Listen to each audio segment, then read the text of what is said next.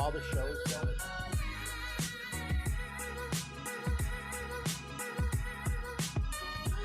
Hey, Mike. Coming to you live from the UConn Media Studios in New York is U-Conversations with Chris LaGrange. Exclusive, in-depth conversations with the men and women that are making news that affect our workplaces and the communities in which we live and work. Now here's your host, Chris LaGrange. So Kellogg's is not broke. What are they making? Like $1.7 billion from 2013 to 2020. And they're forcing their people out on strike. So we're going to have a conversation today with Trevor Bidelman and another striker, a fourth-generation Kellogg's worker from Battle Creek, Michigan. All right.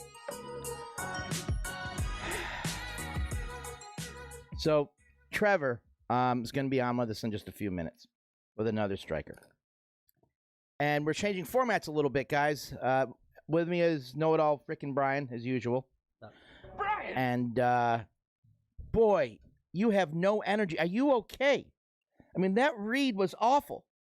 I mean, Carly's coming in later, thank God. Well, I'm not a public speaker. I know, no, you're not. I mean, I'm not on the podcast. Do you even order, when you go to 7-Eleven to get a coffee, I mean... Well, they have it all on your phone now or tablets. You don't even have to talk. This is wrong with this generation, folks. They don't know how to communicate.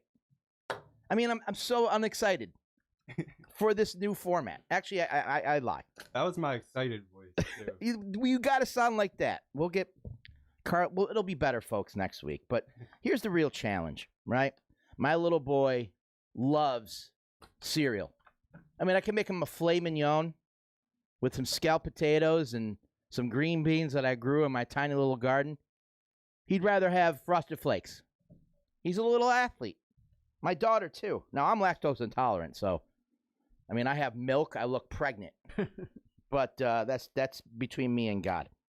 But I'm a definite customer of Post, Kellogg's, and any cereal. Well, I hope for the last month you haven't. Oh, I haven't been. I'm having like Kellogg's withdrawal because I was on the show, America's Workforce Radio, right, Brian? Yep. Last week with Flash Ferentz in Cleveland, Ohio, about the do's and don'ts of supporting a strike. And the first thing is don't freaking buy Kellogg's. Yep. Not until there's a tentative agreement reached. So our guest, Trevor Bidelman, I think I'm saying that right. He's the president of the BCTGM, Bakery, Confectionery, Tobacco, Grain. Millers, I think. They should throw another acronym in there too, right? And they're based in Battle Creek, Michigan. He's a fourth-generation Kellogg's worker. Battle Creek is location is also where the company is headquartered. So all the greedy Kellogg's executives. They went on strike in early October after the company wanted to cut retirement, jerks, healthcare costs, as well as holiday and vacation pay. Wow. That's rotten, right? That's rotten. They also wanted to remove the logo from cereal boxes, and I think I know why. We'll let Trevor get into that. Strikes are happening in Battle Creek, Omaha, Lancaster, PA, and Memphis, Tennessee. Lancaster's close to us. They're also trying. Marty Walsh walked the picket line yesterday. All right. Hey, did Trump's Secretary of Labor walk any picket lines? No. He was too busy covering up. I hope he has penis cancer. Crimes. Yeah. The workers are the workers are trying to get rid of the two-tiered wage system. So is every workforce, brothers and sisters. And Kellogg's workers are split between legacy and transitional workers. But throughout the pandemic, they went to work. They didn't stop. Cereal must be made. Kellogg's has also threatened to move production to Mexico. Just like Nabisco. Yeah. I miss Oreos, too. Haven't had an Oreo in like 7 years. Especially the vanilla ones. The white ones, those are the good ones. So I think he's with Todd, right? Yes. Yeah, and Todd is a second-generation Kellogg's worker. He's with him. Now, see, these are the products, folks. Rice Krispies, Raisin Bran, Fruit Loops. So sugary, Fruit Loops. I wonder how much... That's why it's not spelled fruit. It's F-R-O-O. Oh. Corn Flakes for athletes, Frosted Flakes for younger athletes, Frosted Mini Wheats, and shredded wheat. My grandfather used to eat shredded wheat. I think everybody's grandfather used to eat shredded wheat. With members out on strike, the union will begin paying strike benefits starting next week. The benefits are small, $105. Wow! So they're asking us to donate. Oh, definitely, we'll make a sizable contribution today. And I'm hoping everybody watching does. Yeah, you can go to Yukon blog. The story's called Boycott Kellogg's. Yeah, we should get that out. We'll push that out. Okay. Do we have our guest? One moment. See? No, we have them. I just have them muted. All right, unmute them, will you? Gentlemen, how are you? How we doing? Good. Can you hear me? Yeah, I can hear you. All right. How do we look? Do we look good? We look good, Louie? Yep. Everyone looks good. Do I look the best? That's the most important thing. Everyone's smiling but you. All right. Gentlemen, I don't know if you heard the intro. Was I off on anything that I said? I think they're. You were muted for us, so couldn't hear. Oh boy. Okay. So, what? Tell us who's talking right now. We got Trevor on the left and Todd on the right. That's the opposite of what I'm seeing. Okay. It could be what you're seeing. The guy talking right now, my name's Trevor Bidelman. Okay. I'm the president of Local 3G. Based in Battle Creek, Michigan, correct? Yep. And how big is the local, brother? We have 325 members at this time. Okay. All are on the line. Yes. At 105 a week now, strike benefits are coming in. Yep. You guys get unemployment in the state of Michigan? No, we do not. Oh, boy. Do we have that here in New York, Brian? We do after 2 weeks, I think. After 2 weeks? Yeah. Then when our locals in New York go on strike, gentlemen, their business manager president immediately says, file for unemployment benefits. And that way, it puts pressure on our employers. But, guys, tell me, why are you guys out on the street and not making cereals right now? Well, we're out on the street because we're not going to settle for a first and second class workforce. We're not going to see our brothers and sisters make less, given less, no pension, no path to permanent benefits. It's just not who we are. We've gone through too much with one another over the pandemic, having to work the long hours that we have to be able to support our community, our state, our country, and to see them slap our workforce in the face with they'll never be where we are so far as pay, benefits, pension, the gamut. That's just not something we're going to tolerate. We're not a first and they're not a second class. We're one class, and that's not something that we're going to step back from. Now, was it an easy decision to walk out? I mean, have you guys ever gone on strike before? The last strike was actually 1972. So it has been quite a while, but we've kind of been seeing this now for about a decade and kind of knowing that the company was going to really want to make this a permanent issue. So we knew this fight was coming, and we tried to avoid it. I've been at the table for the last 10 years myself, and there was compromises made to avoid fights. Really, you see kind of last 20, 30 years across the board, that's kind of what's been going on. It's always been at the expense of the junior workforce and, what the union used to refer to as the unborn. So we kind of knew this was coming. We've been preparing for this for quite a while. And it's kind of, I guess, use the term paying off as far as being prepared. Todd and I were just talking about, the salary people are in there right now trying to run the plants, but they have never worked these kind of hours ever. They're kind of, you can see the difference in their face from week 1 to week 2, and from week 2 to week 3, they just kind of bury their faces as they drive by. They're tired, they're beat down. They can't keep up with this. So no, we've been preparing for this for quite a while. Kind of knew this fight was going to have to happen at some point in time. So here we are having it. I understand that the Secretary of Labor walked a picket line in one of your locations. You got lines in Battle Creek, Michigan, Omaha, Nebraska, Lancaster, PA, Memphis, Tennessee. Where was he, Brian? I think he was in Lancaster. Lancaster, awesome. Has the elected official community on both sides of the aisle come out and support? We are seeing a ton of support there. far more Democratic than Republican.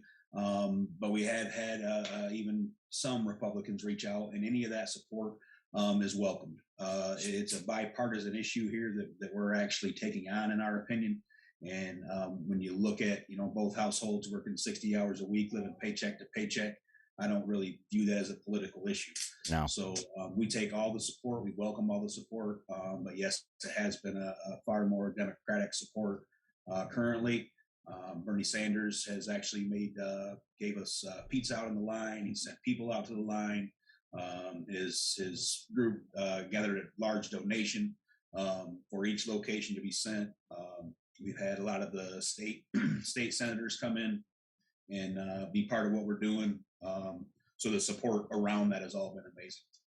Now, one of the bargaining points, which I think is very interesting, is they want to remove the union logo from your boxes. And as a trade unionist and as a American, I love when organized labor is able to affix their logos on products, whether it be an automobile that I drive or even the uniform that a telecom guy wears. I like to know that that person is looking out for me, because all trade unionists need to look out for each other. I mean, if they give you everything and say, we just want to remove the logo, does that mean that they're going to really continue to try to move your operations to Mexico? I don't think the getting rid of the logo thing, that's a safety thing. For us personally, we take great pride. I'm a second generation, Trevor's fourth. This is something that's in our DNA. This is in our blood. It's no surprise that they're having a tough time making cereal in there, because it's just not who they are. They never had to be forged in those fires over there to really know how to make a good quality product. It's one of the best products in the world. That's us. That's our quiet pride. That's what we know how to do. Just to have that logo removed, that's a safety thing for the public. When Memphis had a lockout in 2013, they had a gentleman that brought in Afamac, a temporary worker. He ended up urinating on the belt, waiting for that product to get to consumers, and then posting a YouTube video of said act. So that's not something. Wait a minute. Yeah. Time out. So what happened? So some replacement worker, some scab, pissed all over the conveyor belt. Yep. Thought it was funny. Conveyor belt for cornflakes. Oh my God! Now did that? It did get to consumers. They had the FBI had to track down who this guy was. They found him, and he was in federal court for it. He did get sentenced to 3 years for endangering the public. Yeah. The company is using the same business that employed him. So that is, wow. Again, that's a big concern we have. I know the company's put reports out that they're going to run the operations with salary people and third party. And that third party, it's just, they don't care about the product. These folks run around chasing strikes, and they just go in knowing that probably the intention is not even to run product. They're just going in for the optics that there's a workforce in replacing us. That's awful. I always hear, what is your greatest fear on the line? If you're going to be held out long, and none of that gets on the register. My biggest fear is they're going to go in and they're going to wreck our product. They're going to wreck what's taken us generations to build up the Kellogg name off of our own backs. I'm afraid they're going to go in there and they're going to do something to our food, to our brand, and people aren't going to care at that point whether union was in there or not. So that union label on that box, we want people to know, hey, that's safe. You can go ahead and give that to your kids. I'll give it to my kids. Anything that doesn't have that logo on it, boy, you're rolling the dice on what might be.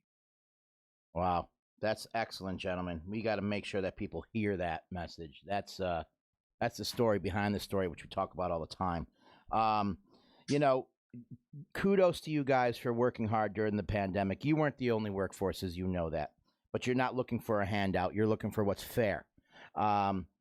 If the president intervenes, is the executives at Kellogg's, can they be gotten to? I mean, we can go ahead and fund your strike fund from all the unions across the country, but what do you see is the next move? That's one of my questions. And the second one is, how safe are your lines right now? We had a murder at the John Deere picket line. What was it? A few days ago. Yesterday. A life lost unnecessarily. So first question, how can we get to the executives of Kellogg's? Well, really, I think what's transpiring is what's getting to the executive of Kellogg's, and that's they're losing money. At the end of the day, that's unfortunately that's all the language that these businesses speak now. Is it's all about money and money, period, and what the end game is. Kellogg Company has more money than sense, so they probably will want to fight even longer, knowing that the cost that they're absorbing is far more than what they would to just give us a contract. Again, this is about breaking us permanently, and us knowing that there is no really way that we will give into this. No way, no shape, no form, no how. If they close the facility, they close the facility. Again, I've kind of likened this to like the bully that keeps coming to the table and taking your food. At some point in time, you're going to have to stand up to that bully. And if that means your food gets spilled all over the floor, it is what it is. The fight that you're having has got to be the right fight. We're having the right fight. And at the end of the day, it's just dollars that's going to affect them. And they are being, right now, they are being hit with costs through the roof. Again, they're probably spending $2 million a day, losing $2 million a day. Shelf space is going away. Some of those things you're going to have a hard time getting back. So I know Walmart and the bigger customer brands there, they actually fine Kellogg's when they don't make their orders. Yes. So I'm assuming they're absorbing a large amount of those costs. And really, it's dollars and cents. That's why they called. They wouldn't have called if they weren't losing money. If they were actually being able to produce food like they thought they were going to be able to, they wouldn't have been in a position to have to call us to try to get us to come back to the table. So if I go to my local grocer, which is a union grocer, and I see Kellogg's on display, I'm wondering, Brian, do I knock them down? Do I put Post-it notes saying they're on strike, don't buy? Do we ask the local Central Labor Council, the Federation, to put out people flyering in the front? Union employer, thank you for patronizing, but don't buy Kellogg's. I mean, we need President Schuler to kind of give us that instruction, I believe, don't you? Well, I know during the Frito-Lay strike, I think in some of the communities where they were out, people were going around and stickering Frito-Lay's displays. Yeah. Saying do not buy. Yeah, I mean, how it takes me 5 minutes, right, on strike, on a Post-it note, and put it on every Kellogg's product I see. Yeah. All right, that's just me. I'm nuts. But your picket lines, guys, I fear, I've been on picket lines. I've been on rough picket lines, especially with the trades, because those guys are crazy. And I've seen violence. I've never witnessed a death. I've gotten beat up before by a cop, but, you got to listen to what they say. But how are your picket lines, guys? Are your picket lines safe? I know that you probably have ladies on those lines, and you're bringing your families.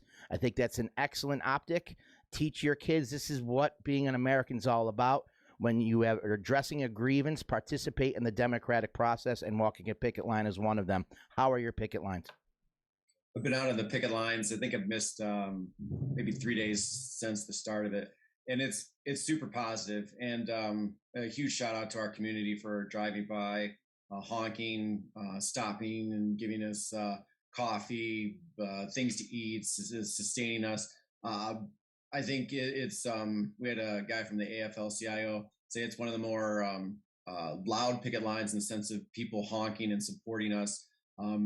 We're adjusting it today where we'll get some GoPros out there to keep track of trucks that are coming through way too fast. We haven't seen anything of a violent thing. We're not provoking anybody, but we are standing our ground so far as what our message has to be. We're kind of seeing if truck drivers have to go into the plant. If they don't, then they just turn around. We've had some people just drop their load. And then again, it's the way we're contacting people and across all the different sites for our line. It's been super positive, and it makes it easy to come out day in and day out. When we feel that support, when we can have that effect, it's been much easier than what we anticipated coming through. That people hear our voice and our plight, and sometimes you have to explain kind of why we're out. And as soon as they hear our explanation, they're happy to call dispatch to see if they can turn around. If they can't, we'll begrudgingly let them in. But it's one of those things where we're not giving the local police any reason to kind of hand out tickets and start imposing their will on us. Great. It is really powerful when you turn the truck away. I've been there. I've been on telecom picket lines. Everyone cheers. And the driver driving away feels good about themselves. You know? We just had an incident before I came in where we were able to talk to a truck driver and get him to not go in. He felt like he was part of us. The different people come with different backgrounds. His family was UAW, so he was more than happy to put it in reverse and go around, and he let his horn fly all the way down. That's awesome. Every time we can get that, it empowers everybody on the line. It puts a hop in your step, and it makes it easy to be out there when it's raining, when it's cold, when you feel like you're fighting the good fight and we're winning the way they are and seeing them bleed out the way they are.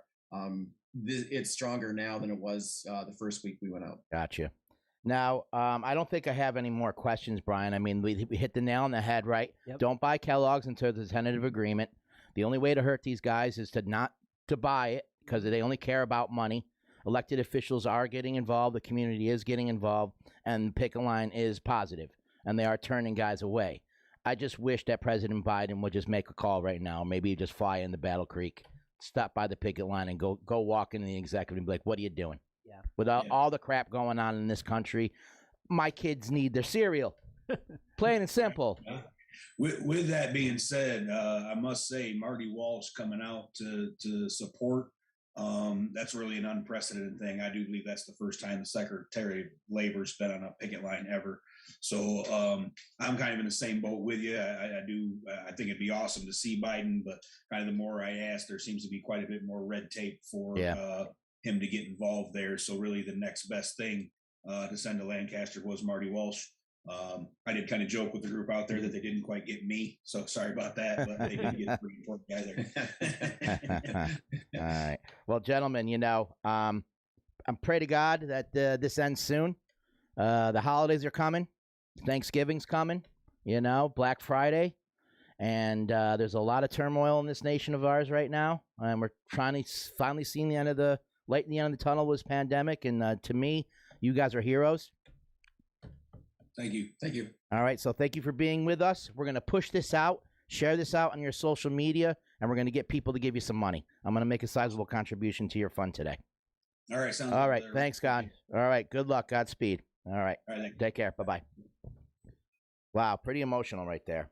So I'm glad I asked a question about the logo because is that just a pride thing?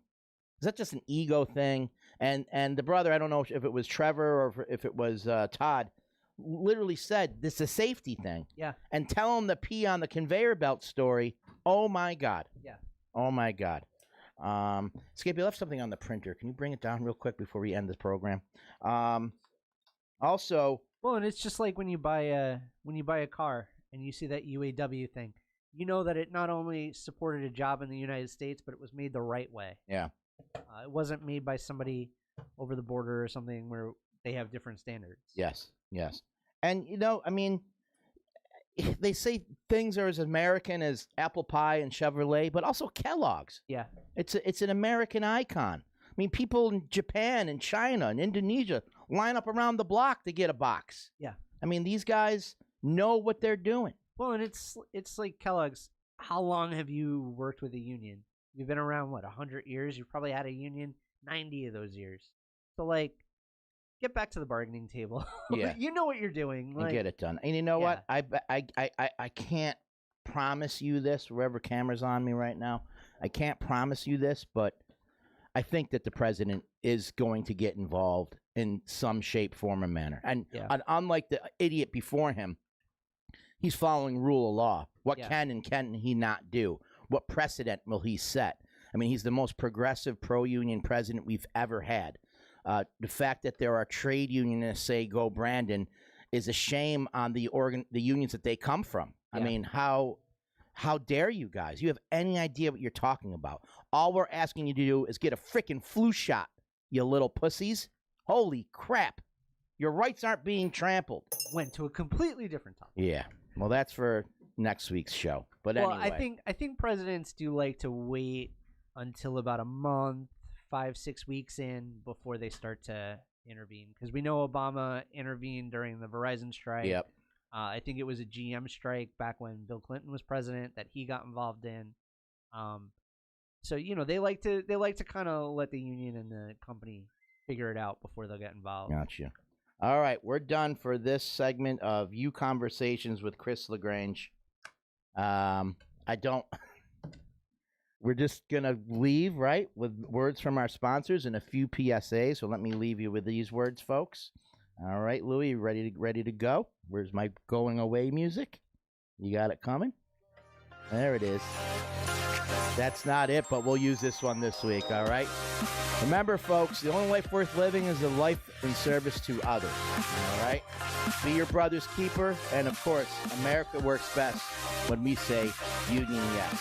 This has been You Conversations with me, Chris LaGrange, with the strikers from Kellogg's, and we will try this again next week. Thank you.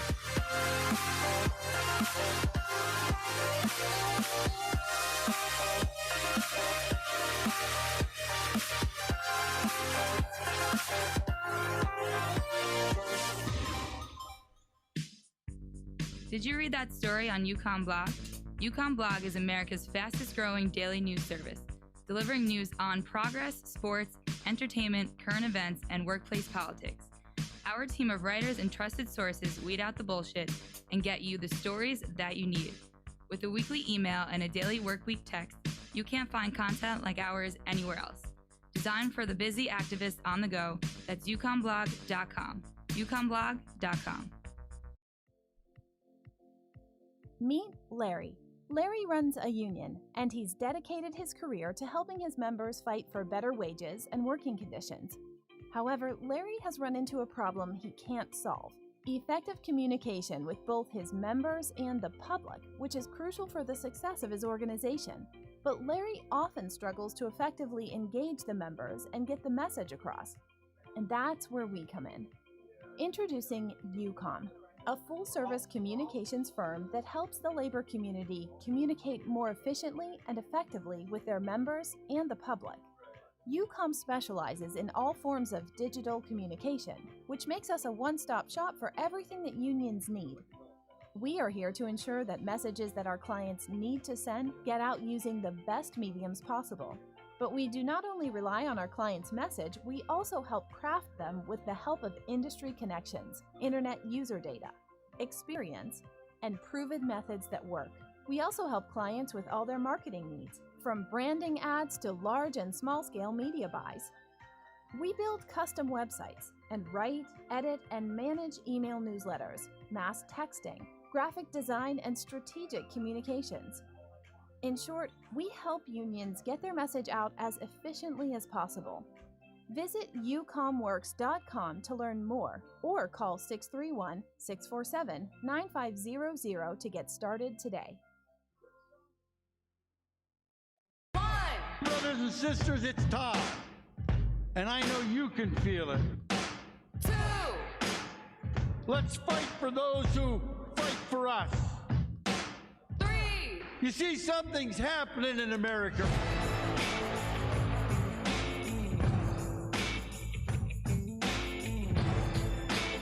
When we stand together, we have the power.